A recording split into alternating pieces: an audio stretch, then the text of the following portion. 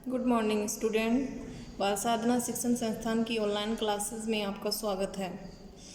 कल अपन बात कर रहे थे फास्फोर्स के जो हैलाइड हैं, यानी फास्फोर्स दो प्रकार के हैलाइड बनाता है, ट्राई हैलाइड बनाता है और पेंटा हैलाइड बनाता है। यानी ये दो ऑक्सीकरण अंक फास्फोर्स के ज़्यादा स्थायी होते हैं। इस कारण दो प्रकार के हैलाइड, एक ट्राई हैलाइड हो गया, दूसरा पेंटा हैलाइड हो गया, जिसमें अपन ने देख लिया था। यानी ट्राई हैलाइड में आपके सिलेबस में है PCl3 फास्फोर्स ट्राइक्लोराइड, और पेंटा हैलाइड में जो है वो है फास्फोर्स पेंटाक्लोराइड। फास्फोर्स ट्राइक्लोराइड जो है, इसकी स्ट्रक्चर अपन ने देख ली थी, इसकी बनाने की विधियाँ अपन ने देख ली थी, और इसकी प्रॉपर्टी अपन ने देख ली थी, और देन उसके यूजेज अपन ने देख लिए थे। आज अपन बात करेंगे फास्फोर्स पेंटाक्लोराइड, उसके बनाने की विधियाँ क्या हैं, उसकी प्रॉपर्टी क्या हैं और उसके यूजेस क्या हैं। तो आज अपन पढ़ेंगे फास्फोर्स पेंटाक्लोराइड, फिर फास्फोर्स के ऑक्सो अम्ल पढ़ेंगे। कल वाले वीडियो में मैंने आपसे 2-3 क्वेश्चन पूछे थे। क्वेश्चन एक ये पूछा था कि फोस्फिन जो है उसकी क्षारीय प्रकृति होती है, यानी फोस्फिन जो उसकी क्षारीय प्रकृति क्यों होती है, क्योंकि फोस्फिन में फास्फोर्स जो है केंद्रीय परमाणु बाह्यतम कोश में 5 इलेक्ट्रॉन यानी 3 बंध बनाने के पश्चात हाइड्रोजन के साथ एक लोन पेयर इसके पास शेष रह जाता है, और एक लोन पेयर उपस्थित होने के कारण इसकी प्रकृति क्या होती है, क्षारीय होती है। लेकिन NH3 की अपेक्षा क्षारीयता की यदि तुलना की जाए तो इसकी क्षारीयता कम होती है। ठीक है, तो ये इसका आंसर हो जाएगा। कंपैरिजन करके पूछे कि किसकी अधिक होती है किसकी कम, तब तो वो NH3 की अधिक होती है। नाइट्रोजन का आकार छोटा, विद्युत ऋणात्मकता अधिक होने के कारण इलेक्ट्रॉन डेंसिटी बढ़ जाती है, तो देने की प्रवृत्ति बढ़ती है, और जितनी ज़्यादा आसानी से देगा उसकी क्षारीय प्रवृत्ति क्या होगी, उतनी ही ज़्यादा होगी। PH3 में लोन पेयर प्रेजेंट होने के कारण प्रकृति क्या होती है, क्षारीय होती है। एक क्वेश्चन मैंने ये पूछा था कि फास्फोर्स जो है उसको CO2 के अक्रिय वातावरण में कास्टिक सोडा के जलीय विलयन के साथ जब गर्म करते हैं तो किसका फॉर्मेशन होता है। तो यानी ये वाली जो रिएक्शन है, फोस्फिन का निर्माण होता है प्लस सोडियम हाइपोफॉस्फाइट NaH2PO2 का फॉर्मेशन होता है। एक क्वेश्चन मैंने आपसे ये पूछा था कि NH3 और PH3 दोनों में से बंध कोण का मान किसका अधिक होता है और क्यों। तो बंध कोण का मान अधिक होता है NH3 में, ज़्यादा होता है PH3 से। क्यों होता है वो अपन ने पहले भी वीडियो में डिस्कस किया था। यानी नाइट्रोजन जो है इलेक्ट्रॉन नेगेटिविटी ज़्यादा होने के कारण बंध के इलेक्ट्रॉन अपनी तरफ आकर्षित कर लेगा, तो यहाँ इलेक्ट्रॉन स्थित होंगे नाइट्रोजन के अधिक पास में। तो यहाँ इन इलेक्ट्रॉन बॉन्ड पेयर के इलेक्ट्रॉन के मध्य की दूरी कम है, तो इलेक्ट्रॉन के मध्य कौन सा फोर्स लगेगा, दोनों पे नेगेटिव चार्ज है, रिपल्सन फोर्स बढ़ेगा, और रिपल्सन फोर्स बढ़ेगा तो बॉन्ड एंगल का मान क्या हो जाएगा, इंक्रीज हो जाएगा, बढ़ जाएगा। इस कारण यानी इलेक्ट्रोनेगेटिविटी जिसमें केंद्रीय परमाणु की ज़्यादा होती है उसमें बॉन्ड एंगल का मान हमेशा क्या होता है, ज़्यादा होता है। तो NH3 में बॉन्ड एंगल का मान किससे ज़्यादा होता है, PH3 से ज़्यादा होता है। तो ये 3 क्वेश्चन पूछे थे, उनके आंसर यानी 4-5 स्टूडेंट ने कमेंट बॉक्स में सही लिख करके बताए हैं, बाकी न्यूट्रल हैं और न्यूट्रल ही रहेंगे। अब देखिए, आज अपन बात करते हैं फास्फोर्स पेंटाक्लोराइड की। फास्फोर्स पेंटाक्लोराइड की फर्स्ट ऑफ ऑल अपन बात करते हैं प्रिपरेशन मेथड की, बनाने की विधियाँ।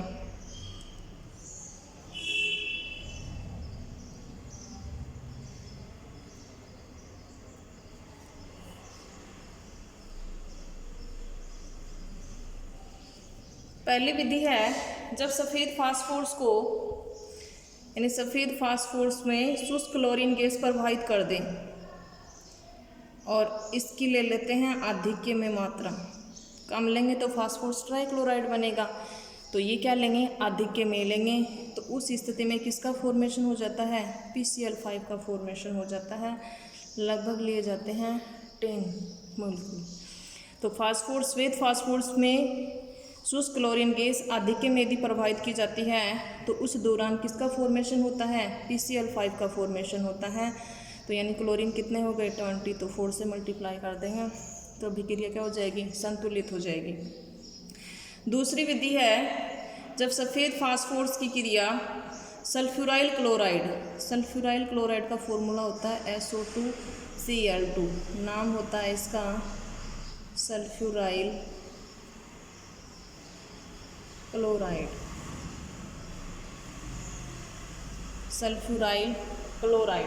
तो सल्फ्यूराइल क्लोराइड की क्रिया जब इसके साथ करवाते हैं तो किसका फॉर्मेशन हो जाता है, फास्फोरस पेंटाक्लोराइड का फॉर्मेशन हो जाता है, प्लस किसका फॉर्मेशन होता है, सल्फर डाइऑक्साइड गैस बाहर निकलती है।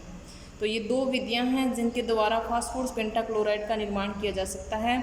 सफ़ेद फास्फोरस लेंगे, एक बार तो आधिक्य में शुष्क क्लोरीन गैस प्रोवाइड करेंगे तो फास्फोरस पेंटाक्लोराइड का फॉर्मेशन हो जाएगा।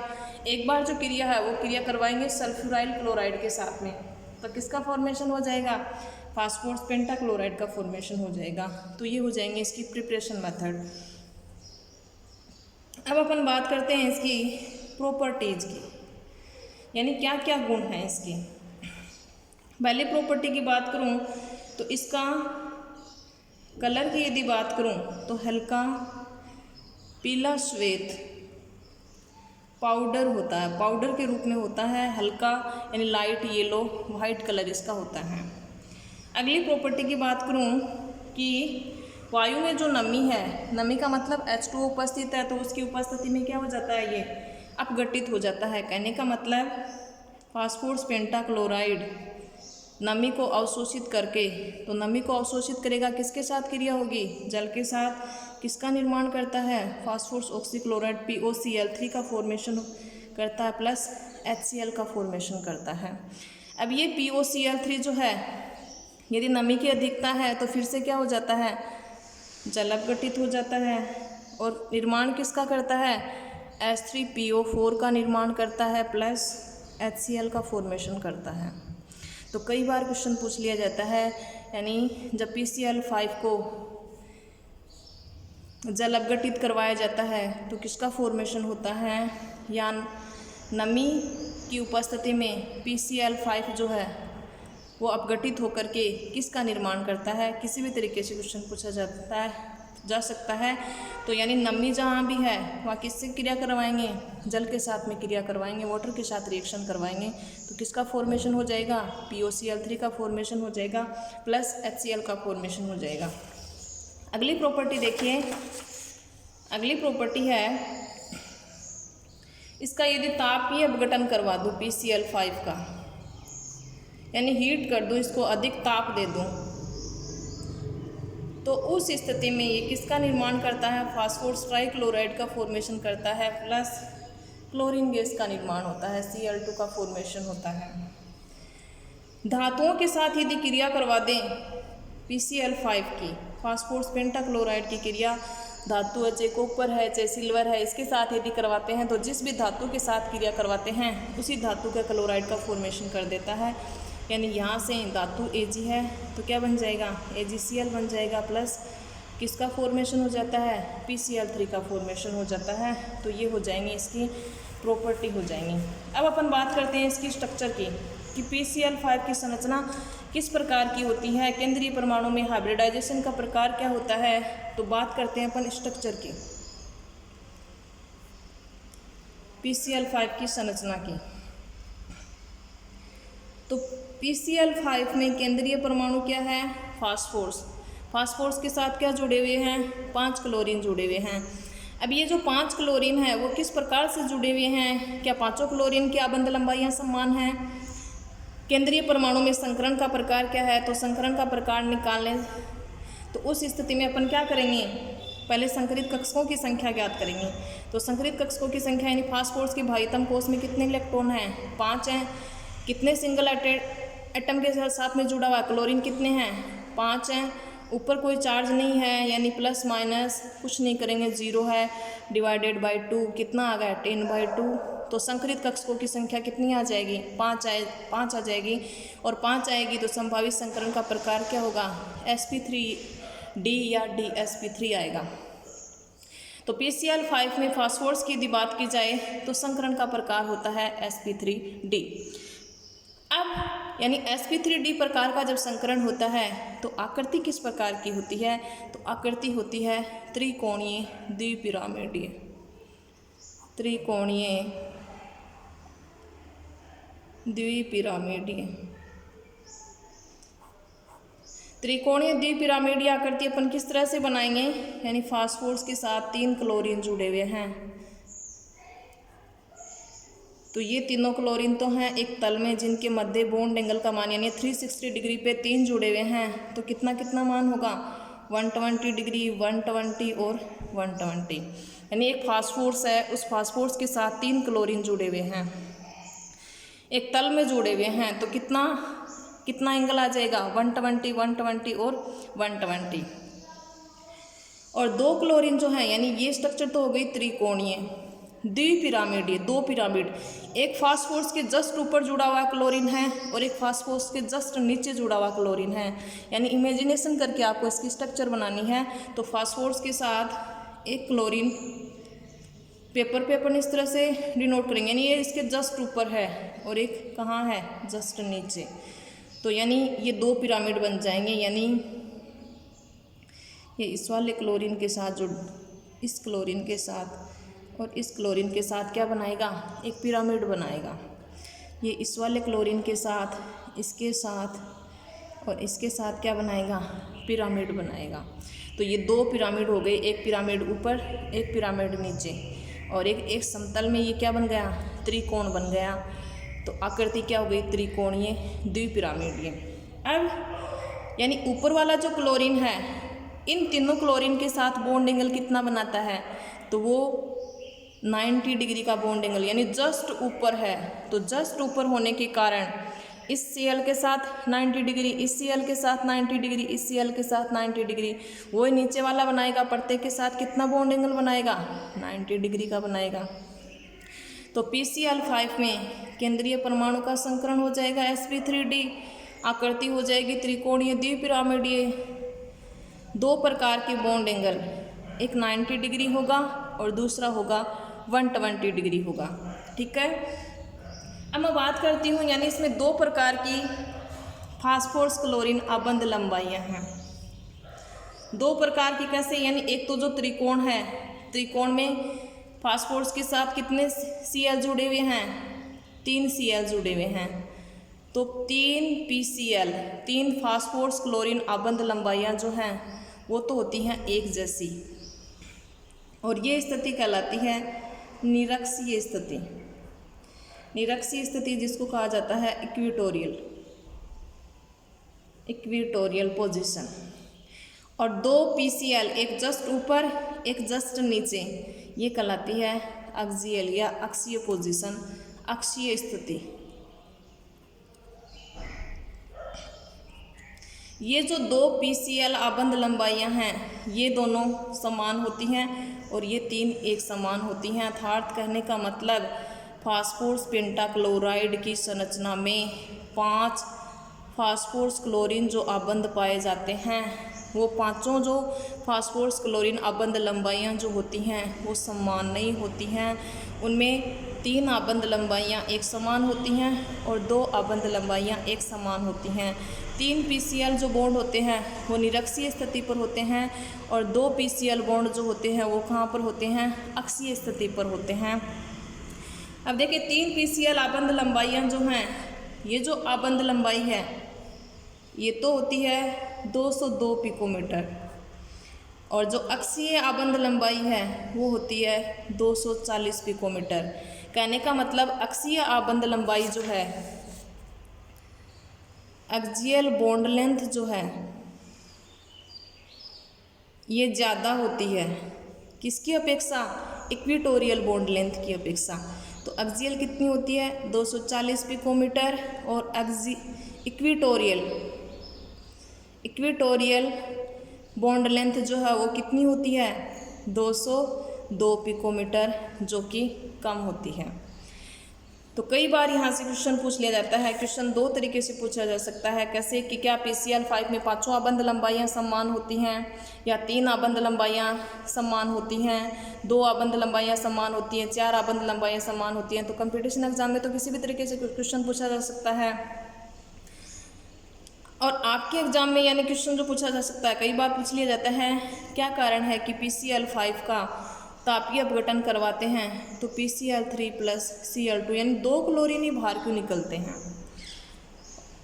तो 2 क्लोरीन बाहर क्यों निकलते हैं, यानी इसमें 3 PCl जो हैं जो कि निरक्षीय स्थिति पर हैं, उनकी बॉन्ड लेंथ क्या है, सेम है, और वो बॉन्ड लेंथ क्या है, कम है।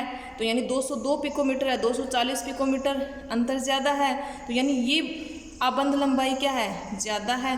तो ज़्यादा होने के कारण ये क्लोरीन तापीय अपघटन करवाएंगे, आसानी से टूट जाएगा। ये क्या हो जाएगा, आसानी से टूट जाएगा। तो 2 क्लोरीन फ्री रेडिकल के रूप में होंगे, तो उस स्थिति में किसका फॉर्मेशन हो जाएगा, Cl2 का फॉर्मेशन का हो जाएगा। और पीछे किसका फॉर्मेशन होगा, PCl3 का, जिसके पास एक लोन पेयर शेष रहेगा। ये भी स्टेबल है और ये भी स्टेबल है। तो इस कारण यानी एक्सियल बॉन्ड लेंथ अधिक होने के कारण, अक्षीय आबंध लंबाई अधिक होने के कारण 2 क्लोरीन जो हैं वो बाहर निकलते हैं, प्लस PCl3 का फॉर्मेशन होता है। तो ये हो जाएगा इसकी अक्षीय स्थिति और निरक्षीय स्थिति की आबंध लंबाइयों के बारे में, कौन सी अधिक होती है और कौन सी कम होती है। ठीक है, अब अपन बात करते हैं यानी ठोस अवस्था में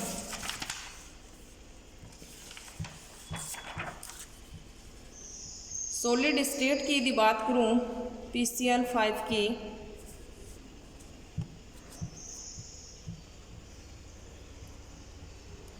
PCl5 की ठोस अवस्था में इसकी संरचना किस प्रकार की होती है, यानी ठोस अवस्था में ये एक आयनिक यौगिक की तरह होता है, आयनिक यौगिक की तरह।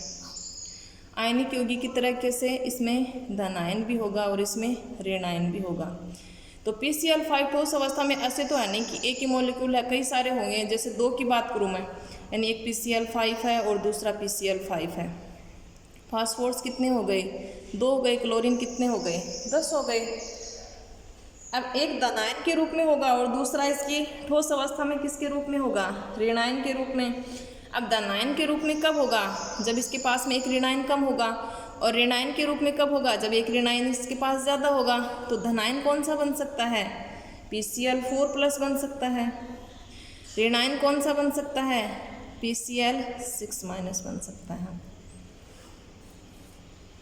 यानी धनायन कौन सा बन जाएगा, PCl4+ बन जाएगा। यानी फास्फोर्स के भाइतम कोष में 5 इलेक्ट्रॉन होते हैं, 4 तो ने तो क्लोरीन के साथ बंध बना रखे हैं, एक बच गया, एक उसने दे दिया तो किसका फॉर्मेशन होगा, धनायन का फॉर्मेशन होगा। तो ये क्या बन जाएगा, PCl4+ देगा। जहाँ पर क्लोरीन अधिक हैं, इलेक्ट्रॉन दिए जाएंगे, तो उस स्थिति में किसका फॉर्मेशन कर लेगा, ऋणायन का फॉर्मेशन कर लेगा। अब ये दो धनायन है, इसकी संरचना की यदि बात करूँ PCl4 की, तो संयोजी कोष में टोटल इलेक्ट्रॉन कितने हो गए, फास्फोर्स के 5 होते हैं, क्लोरीन के हो गए, यानी क्लोरीन के 7 होते हैं, 4 के कितने हो जाएंगे, 28 हो जाएंगे। एक कम कर देंगे, पॉजिटिव चार्ज है तो माइनस का 1 कर देंगे। फिर टोटल करके अपन क्या बना लेंगे, इसकी स्ट्रक्चर बना लेंगे। यानी स्ट्रक्चर किस तरह से बनेगी, फास्फोर्स की वजह से कितने हो जाएंगे, यानी 4 ही रहेंगे, 4 क्लोरीन के साथ बंध बनाएगा, 4 क्लोरीन के साथ बंध बना लेगा। अब संकरण के आधार पर इसकी स्ट्रक्चर का अपन निर्धारण कर लेंगे। यानी फास्फोर्स के भाइतम कोष में 5, 4 क्लोरीन, एक सिंगल बॉन्डेड एटम है। चार्ज कितना है, जितना पॉजिटिव है उतना क्या कर देते हैं, नेगेटिव, डिवाइडेड बाई 2, 9 - 1, 8/2, 4। संभावित संकरण का प्रकार sp3 है तो आकृति किस प्रकार की होगी, टेट्राहेड्रल होगी। वो सारे के सारे बॉन्ड पेयर हैं, लोन पेयर एक भी नहीं है। तो आकृति किस प्रकार की होगी, टेट्राहेड्रल प्रकार की होती है, चतुष्फलकीय प्रकार की होती है। PCl6 की यदि बात करूं कि इसकी स्ट्रक्चर किस प्रकार की होगी, तो PCl- स्ट्रक्चर की यदि बात करूं तो संकरण का प्रकार निकाल लेंगे, वही फास्फोर्स के 5, 6 क्लोरीन, एक नेगेटिव चार्ज है, कितने हो गए, 4, 7, 7, 5, 12, डिवाइडेड बाई 2। संकरित कक्षकों की संख्या 6। संभावित संकरण का प्रकार sp3d2। आकृति किस प्रकार की होगी? या तो वर्ग समतलीय, द्विपिरामिडीय या ऑक्टाहेड्रल, अष्टफलकीय प्रकार की आकृति। तो PCl6- की आकृति किस प्रकार की हो जाती है? अष्टफलकीय प्रकार की। तो अष्टफलकीय प्रकार की आकृति कैसे बनाते हैं? 4Cl एक प्लेन में वर्ग समतल के रूप में जुड़े हुए हैं, एक इसके जस्ट ऊपर, एक जस्ट नीचे, एक यानी जस्ट फास्फोरस के ऊपर जो है वो चारों क्लोरीन के साथ में जुड़ा हुआ होगा, एक जस्ट नीचे होगा। तो मैं यहाँ वाले पेपर पे इस तरह से ड्रॉ कर देती हूँ, यानी ये इसके साथ भी जुड़ा, इसके साथ भी, इसके साथ भी और इसके साथ भी, ये इसके साथ भी और इसके साथ भी। तो ये आकृति क्या कहलाती है? ऑक्टाहेड्रल, या इसको कहा जाता है वर्गाकार द्विपिरामिडीय, यानी वर्ग है, एक पिरामिड ऊपर है और एक पिरामिड क्या है? नीचे है। तो PCl5 की ठोस अवस्था में एक आयनिक यौगिक की तरह होता है, और आयनिक यौगिक में यानी दो प्रकार के आयन होंगे, एक धनायन होगा और दूसरा ऋणायन होगा। तो धनायन कौन सा होगा? धनायन जो है वो PCl4+ होगा, और ऋणायन की यदि बात करूँ तो वो होगा PCl- होगा। तो धनायन जो है उसकी आकृति जो है वो चतुष्फलकीय होती है, संकरण के आधार पर अपन ने आइडेंटिफाई किया है। और PCl- यानी ऋणायन की आकृति जो होती है वो किस प्रकार की होती है? अष्टफलकीय प्रकार की होती है, जो कि अपन किसके द्वारा? संकरण के आधार पर अपन ने निकाला है कि इसकी आकृति जो है वो किस प्रकार की है? अष्टफलकीय प्रकार की है। अब अपन बात करते हैं फास्फोरस के ऑक्सो अम्ल की। फास्फोरस जो है वो कई प्रकार के ऑक्सो अम्ल बनाता है। अब उन ऑक्सो अम्लों में फास्फोरस का ऑक्सीकरण अंक क्या होगा और उनकी स्ट्रक्चर क्या होगी, उनकी क्षारीयता क्या होगी, तो ये सारी बातें अपन इस वाले टॉपिक में डिस्कस करेंगे। तो यानी अगला टॉपिक है फास्फोरस के ऑक्सो अम्ल। ऑक्सो अम्ल तो 6-7 प्रकार के ऑक्सो अम्ल फास्फोरस वो बनाता है। पहला है हाइपोफास्फोरस अम्ल,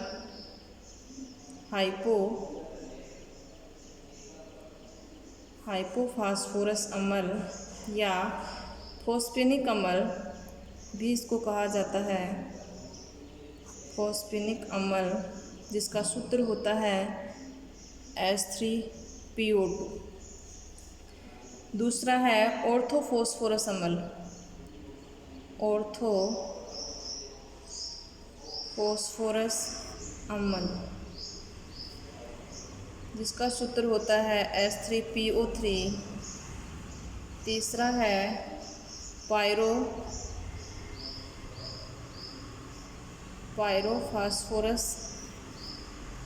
फास्फोरस अम्ल जिसका सूत्र होता है H4P2O5।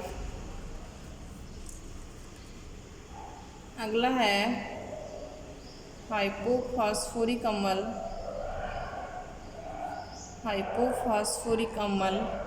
जिसका सूत्र होता है H4P2O6। अगला है ऑर्थोफॉस्फोरिक अम्ल H3PO4। अगला है पायरोफॉस्फोरिक अम्ल H4P2O7। और लास्ट है मेटाफॉस्फोरिक अम्ल, मेटाफॉस्फोरिक अम्ल HPO3। अब ये हैं फास्फोरस के ऑक्सो अम्ल। तो इन फास्फोरस के ऑक्सो अम्लों में एक तो अपन निकालेंगे सब में फास्फोरस का ऑक्सीडेशन स्टेट कि फास्फोरस वो कौन सी ऑक्सीकरण अवस्था में है। एक अपन इनकी स्ट्रक्चर की बात करेंगे, एक इनके अपन क्षारीयता की बात करेंगे, एक अपचयन की प्रवृत्ति यानी कौन अच्छा अपचायक है कौन नहीं है इसकी अपन बात करेंगे। एक स्ट्रक्चर बनाएंगे, स्ट्रक्चर की बात करेंगे, स्ट्रक्चर से आइडेंटिफाई करेंगे कितने OH हैं, जितने OH ज़्यादा होंगे उसकी क्षारीयता उतनी ही ज़्यादा होगी। तो आज के वीडियो में आपके लिए जो क्वेश्चन ये है, यानी फास्फोरस के ये जो ऑक्सो अम्ल मैंने जिनके सूत्र लिख रखे हैं, इन सूत्रों में यानी फास्फोरस जो है उसका ऑक्सीडेशन स्टेट आपको कमेंट बॉक्स में लिख करके बताना है कि फास्फोरस का ऑक्सीडेशन स्टेट जो है वो कितना आएगा। ठीक है, तो फिर अपन कल बात करेंगे इनकी स्ट्रक्चर, इनकी क्षारीयता और बाकी जो प्रॉपर्टी जो हैं ऑक्सो अम्लों की कि उनकी संरचना के क्या क्या गुण होते हैं वो कल वाले वीडियो में डिस्कस करेंगे। आज इतना ही, थैंक यू।